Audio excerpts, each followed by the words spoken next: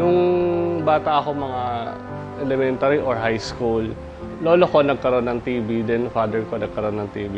Then ako, nagkaroon din ako noon ng TB. Yung naka 2 months, 3 months lang ako ng gamot, tinigil ko na kasi alam ko na okay na ako. Then, naulit-uli yan nung kasi nagpa-x-ray ako. Same lang din ang ginawa ko, tinistop ko na.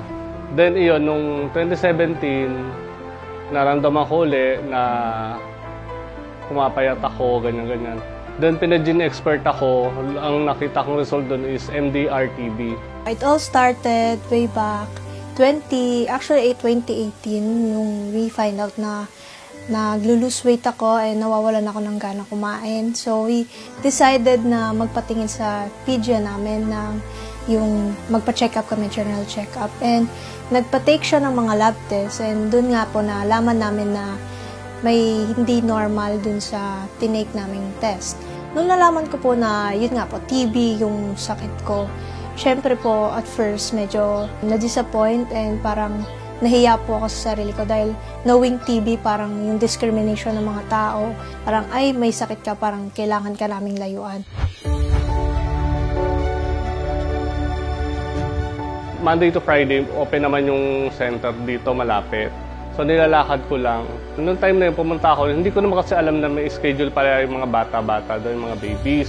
Yung nurse, tinanong ako kung anong sadya ko doon. Sabi ko, ay magpapa-inject ng strep to. Sabi niya, hindi pa sigaw, pero malakas yung boses niya.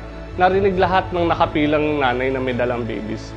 Ang sabi niya, hindi schedule na may TB ngayon. So parang napahiya ako.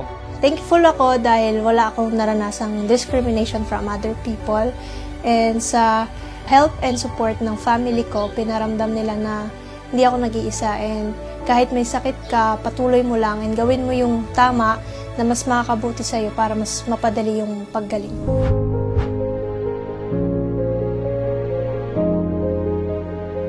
Sa paggagamot ko pong yun, nakakaranas po ako ng chills and high fever po. Medyo nasusuka, nahihilo.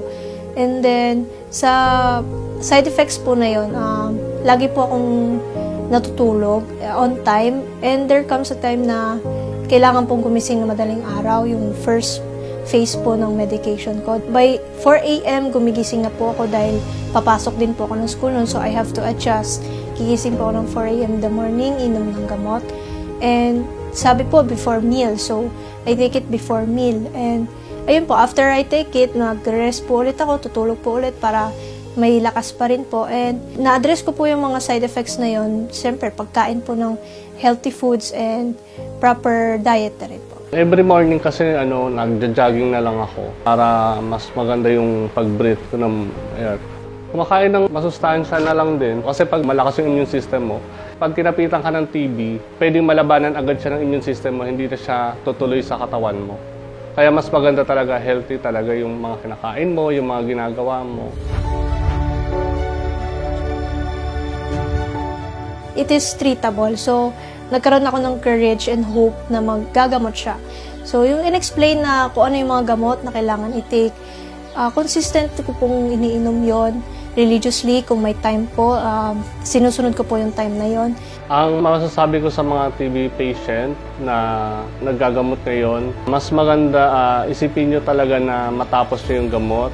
Kahit anong struggle, kayanin. Kumuha kayo ng motivation kung ano yung makakapag-motivate sa inyo para matapos ang gamutan. Kasi ako, ang naging isip ko, yung pagtingin sa chart ko na malapit na matapos.